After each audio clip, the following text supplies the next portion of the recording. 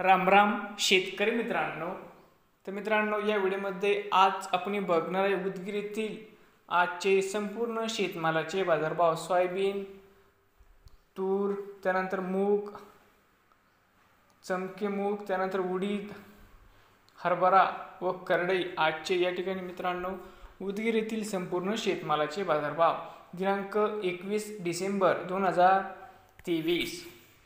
Udgir soybean बाजारभाव 4720 रुपये quintal. सोयाबीनला भाव मिळत आहे। लाल तूर 9700 रुपये क्विंटल। त्यानंतर लाल तूर नवीन 8500 ते 9800 रुपये क्विंटल। पांढरी तूर 8800 ते 9400 रुपये क्विंटल।